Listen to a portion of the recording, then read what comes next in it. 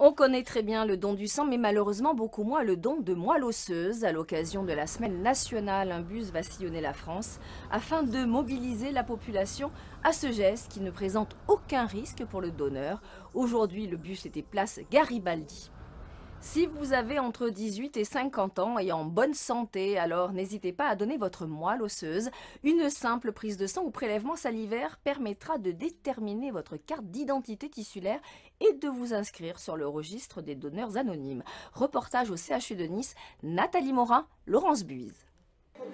Un geste simple qui sauve une vie. Chaque jour, Sylvie remercie son donneur, son héros comme elle l'appelle. Sans lui, elle ne serait plus là aujourd'hui. Atteinte d'une leucémie alors qu'elle est enceinte, il n'y a qu'une solution, une greffe de moelle osseuse. Les jours sont comptés et donc il faut trouver un donneur le plus rapidement possible. Et comme on a une chance seulement sur 1 million d'être compatible avec quelqu'un qui n'est pas de notre fratrie, donc c'est assez compliqué, mais j'ai eu cette grande chance que quelqu'un un jour s'est dit pourquoi je n'irais pas donner ma moelle, et cette grande chance elle est arrivée jusqu'à moi. À Nice, tous les donneurs sont recensés dans ce laboratoire. C'est ici que sont effectués les typages tissulaires nécessaires pour la compatibilité entre le donneur et le receveur. Car pour qu'une greffe puisse réussir, il faut une parfaite identité dans le système biologique.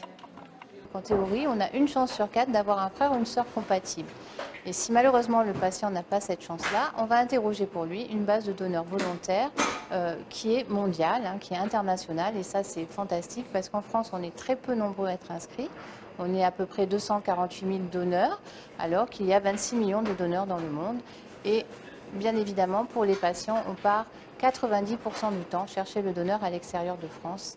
Une fois le prélèvement réalisé, les médecins ont entre 48 et 72 heures pour injecter la moelle. Le patient sera ensuite placé quelques semaines en chambre stérile. Quant au donneur, il pourra sortir de l'hôpital assez rapidement.